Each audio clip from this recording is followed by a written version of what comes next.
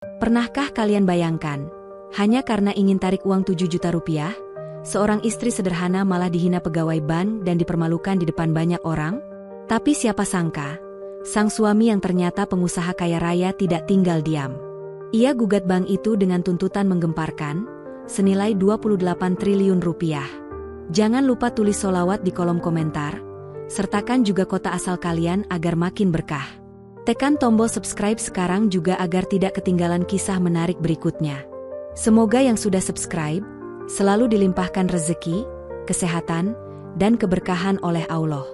Amin. Pagi itu, Rani melangkah masuk ke sebuah bank ternama di pusat kota. Dengan langkah tenang, ia mengambil nomor antrean, berniat menarik uang 7 juta rupiah dari tabungannya. Pakaiannya sederhana, jilbab polos dan tas tangan yang sudah agak usang. Namun wajahnya memancarkan keteguhan hati seorang istri yang terbiasa hidup apa adanya. Ketika nomor antreannya dipanggil, Rani maju ke meja teller. Dengan suara lembut ia berkata, ingin melakukan penarikan tunai. Teller bank, seorang wanita muda dengan dandanan mencolok, menatap Rani dari atas hingga bawah dengan tatapan merendahkan. Bu, yakin punya saldo segitu? Jangan-jangan salah bank, ucapnya sinis sambil menahan tawa kecil. Beberapa nasabah di belakang mulai menoleh. Rani tersentak, wajahnya memerah. Ia mencoba menjelaskan dengan sopan, namun sang teller semakin menjadi-jadi. Ia dengan sengaja mengucapkan kata-kata yang bisa didengar orang sekitar. Saldo ibu tidak seberapa, masa mau tarik sampai 7 juta? Jangan bikin malu, ya? Rani menggenggam tasnya erat, berusaha menahan air mata yang mulai berkumpul di pelupuk. Ia merasa harga dirinya diinjak-injak di depan umum. Rani tahu, uang itu haknya. Uang yang ia simpan bersama suaminya, Ardi. Namun ia tidak menyangka hanya untuk menarik sebagian kecil saja, ia harus menerima hinaan. Suasana ruang bank menjadi hening sesaat, hanya suara tawa sinis teller itu yang terdengar. Rani menunduk, memilih diam, namun dalam hatinya ia tahu, penghinaan ini akan sampai juga ke telinga suaminya. Siang hari, Rani pulang dengan langkah gontai. Wajahnya masih menyimpan luka batin. Sesampainya di rumah, ia mendapati Ardi, suaminya, sedang duduk di ruang kerja, menatap laporan bisnis di laptop. Ardi yang terbiasa jeli melihat perubahan kecil, segera sadar ada sesuatu yang tak beres. Kenapa wajahmu pucat begini, Ran? Tanyanya tenang, namun penuh perhatian. Rani tak sanggup menahan perasaan. Dengan suara bergetar, ia menceritakan kejadian di bank. Bagaimana pegawai bank itu menertawakannya, merendahkan dirinya, dan menuduhnya tidak pantas menarik uang 7 juta rupiah. Ardi mendengarkan dengan rahang yang mengeras. Tangannya mengepal, matanya memancarkan amarah yang berusaha ia kendalikan. Jadi mereka menghina istriku hanya karena penampilanmu sederhana? Mereka kira kita tidak punya apa-apa? Ucap Ardi dengan suara berat. Rani menunduk. Ia tidak ingin memperbesar masalah, namun rasa sakit di hatinya begitu nyata. Aku cuma malu, Di. Semua orang melihat. Mereka menertawakan seolah aku pengemis yang salah masuk bank. Lirih Rani. Ardi berdiri. Ia berjalan mondar-mandir, lalu menutup laptopnya dengan tegas. Dalam benaknya, bukan hanya soal uang 7 juta yang dipermasalahkan. Ini soal harga diri keluarga yang diinjak-injak. Ran, jangan khawatir. Aku tidak akan diam. Mereka harus belajar bahwa meremehkan orang itu ada akibatnya, kata Ardi dengan nada tajam. Ia pun menghubungi pengacaranya malam itu juga. Telepon disambungkan ke salah satu firma hukum paling berpengaruh di negeri ini. Ardi hanya berkata singkat, namun membuat lawan bicara di seberang terdiam serius. Besok kita kejar bank itu. Aku ingin tuntutan besar. Bukan main-main. Rani menatap suaminya. Untuk pertama kalinya ia merasa penghinaan yang tadi ia terima akan berbalik menjadi badai besar bagi pihak bank. Pagi berikutnya, kediaman Ardi tampak lebih sibuk dari biasanya. Beberapa mobil mewah berjejer di halaman, menandakan kedatangan para pengacara top yang dipanggil mendadak. Mereka adalah tim hukum yang biasa menangani kasus-kasus besar. Nama mereka sudah dikenal hingga kalangan pejabat tinggi. Di ruang tamu, Ardi duduk dengan wajah tegas, sementara Rani hanya mendampingi dengan tenang. Seorang pengacara senior membuka map tebal berisi dokumen, lalu berbicara serius. Pak Ardi, kasus ini bisa kita angkat ke ranah hukum. Bank sudah melakukan tindakan tidak profesional, merendahkan nasabah, bahkan mempermalukan secara terbuka. Itu bisa dikategorikan pelanggaran serius. Ardi menyilangkan tangan di dada, matanya tajam menatap para pengacara. Bukan sekadar pelanggaran. Mereka sudah menghancurkan harga diri istriku. Aku tidak mau permintaan maaf saja. Aku ingin mereka menyesal. Aku ingin tuntutan besar. Seorang pengacara muda yang duduk di samping ikut menimpali. Kami bisa menuntut ganti rugi fantastis. Mengguncang publik, sekaligus memberi pelajaran agar kasus serupa tidak terjadi lagi. Ardi mencondongkan tubuhnya ke depan. Berapa besar yang kalian sanggup ajukan? Tanyanya datar. Ruangan seketika hening. Pengacara senior itu menarik napas, lalu berkata dengan mantap, "Kalau Bapak mengizinkan, kami bisa ajukan gugatan ganti rugi hingga 28 triliun rupiah." Rani terkejut mendengar angka itu. Tangannya spontan menutup mulut. Sementara Ardi justru tersenyum tipis. "Itu yang aku mau. Lakukan. Jangan beri mereka celah sedikit pun." Para pengacara langsung menyusun strategi. Dokumen, bukti, hingga saksi disiapkan. Rani yang awalnya hanya ingin melupakan peristiwa memalukan itu, kini sadar bahwa sebuah badai besar akan segera mengguncang bank yang telah meremehkannya. Beberapa hari kemudian, kabar mengejutkan menyebar luas. Media massa menyorot gugatan fantastis yang diajukan Ardi kepada sebuah bank ternama. Angka 28 triliun terpampang jelas di berbagai halaman berita, membuat publik heboh. Di gedung pusat bank, suasana rapat darurat berlangsung tegang. Para petinggi duduk melingkar dengan wajah pucat. Direktur utama mengetuk meja keras, menahan amarah. Bagaimana ini bisa terjadi? Hanya karena seorang teller menghina nasabah, kita digugat sebesar itu. Seorang manajer cabang yang hadir di rapat mencoba menjelaskan. Itu hanya kesalahpahaman kecil, Pak. Teller kami mungkin terbawa emosi. Kami tidak menduga masalah ini akan meledak sebesar ini. Namun direktur tak terima. Kecil? Ini bukan kecil.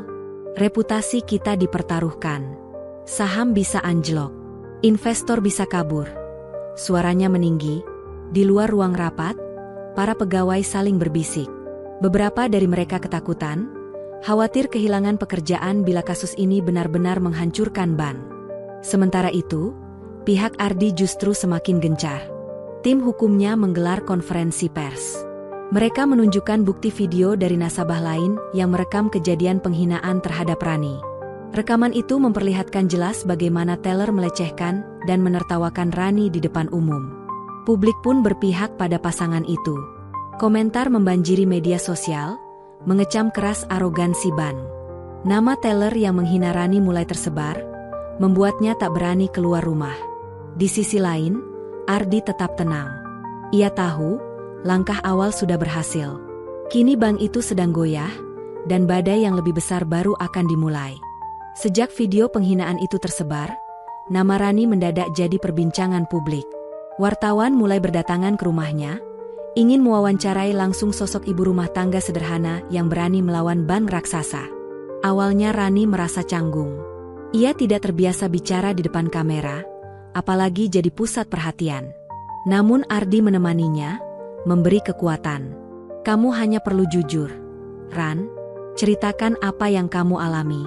Biarkan orang menilai sendiri," ucap Ardi lembut. Dalam sebuah wawancara singkat, Rani dengan suara lirih menceritakan kembali saat ia dihina teller bank. Ia menahan tangis, namun setiap kata yang keluar terasa menusuk hati penonton. "Aku hanya ingin ambil uangku sendiri. Tapi mereka merendahkanku, seolah aku orang miskin yang tidak pantas punya tabungan. Rasanya sakit sekali dipermalukan di depan orang banyak." Ucapan itu menyebar cepat di televisi dan media sosial. Banyak orang bersimpati. Tak sedikit pula yang mulai membagikan kisah serupa, bagaimana mereka juga pernah diperlakukan tidak adil oleh pegawai bank. Nama Rani berubah menjadi simbol perlawanan. Dari ibu sederhana yang dianggap tak berdaya, kini ia berdiri mewakili suara banyak orang yang pernah diremehkan. Ardi memperhatikan dari samping. Dalam hati ia merasa, inilah saat yang tepat. Sorotan media tidak hanya menekan pihak bank, tetapi juga memperkuat posisi hukumnya. Semakin lama, semakin jelas bahwa kasus ini bukan sekadar urusan pribadi, melainkan pertarungan antara rakyat kecil melawan kesombongan sebuah institusi besar. Dan Rani, yang awalnya hanya ingin mengambil 7 juta rupiah, kini tanpa disangka menjadi pusat perhatian seluruh negeri. Di tengah gempuran berita, para petinggi bank mulai gelisah. Reputasi mereka merosot tajam, saham bank perlahan turun, dan nasabah mulai menarik tabungan mereka. Situasi semakin sulit dikendalikan. Dalam sebuah pertemuan tertutup, Direktur Utama Bank berbicara dengan nada tegang. Kita harus hentikan ini sebelum semuanya runtuh. Cari cara untuk berdamai dengan pihak Ardi. Tawarkan kompensasi, berapapun jumlahnya, asalkan jauh lebih kecil daripada 28 triliun. Seorang penasihat hukum bank mengangguk. Baik, Pak. Kami akan menghubungi mereka dan menyampaikan tawaran damai. Mungkin kita bisa menyelesaikan ini dengan cara kekeluargaan. Keesokan harinya, seorang delegasi dari bank mendatangi kediaman Ardi. Mereka datang dengan mobil hitam, berpakaian rapi, membawa map berisi dokumen. Dengan senyum yang dipaksakan, salah satu perwakilan berkata sopan, "Pak Ardi, kami minta maaf atas kesalahan pegawai kami. Ini hanyalah miskomunikasi. Kami ingin menyelesaikan masalah ini dengan baik-baik. Bank siap memberi kompensasi, jumlahnya bisa kita bicarakan." Ardi menatap tamu itu dengan dingin. Ia biarkan hening beberapa saat, hingga suasana terasa menekan. Rani duduk di sampingnya, menggenggam tangannya erat. Akhirnya Ardi membuka suara, nadanya datar namun tegas. "Kalian pikir harga diri istriku bisa dibeli dengan uang receh? Ini bukan soal nominal 7 juta, atau kompensasi kecil. Ini soal perlakuan kalian terhadap nasabah. Dan aku tidak akan berhenti sampai kalian benar-benar merasakan akibatnya." Wajah perwakilan bank memucat. Mereka tidak menyangka Ardi menolak tawaran damai sekeras itu. Pertemuan pun berakhir kaku, tanpa ada kesepakatan. Begitu pintu tertutup, Ardi menoleh pada Rani. "Pertarungan ini baru saja dimulai, Ran. Mereka akan tahu siapa yang mereka hina." Hari persidangan pertama akhirnya tiba. Gedung pengadilan penuh sesak. Wartawan berkerumun di depan pintu masuk, menyorot setiap langkah Ardi dan Rani yang hadir dengan tenang. Ardi mengenakan setelan jas hitam sederhana, sementara Rani tampil anggun dengan jilbab putih. Kehadiran mereka langsung menyita perhatian media. Di ruang sidang, deretan pengacara dari kedua belah pihak sudah siap. Tim hukum Ardi duduk berjejer dengan penuh wibawa, membawa tumpukan berkas tebal. Sementara tim hukum bank tampak tegang, berusaha menjaga wibawa meski keringat dingin mengalir di pelipis. Hakim memasuki ruangan, sidang pun dibuka. Pengacara senior Ardi maju, suaranya lantang memenuhi ruangan. "Yang mulia, kasus ini bukan hanya soal penarikan 7 juta rupiah.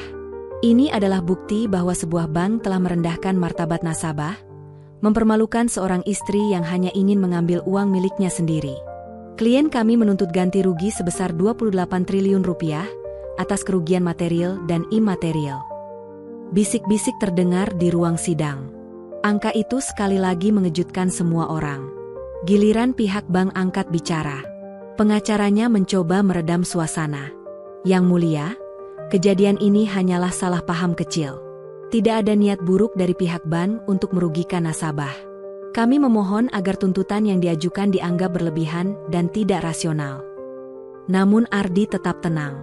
Tatapannya lurus ke depan, penuh keyakinan. Ia tahu, bukti video yang direkam nasabah lain akan mematahkan semua alasan bank.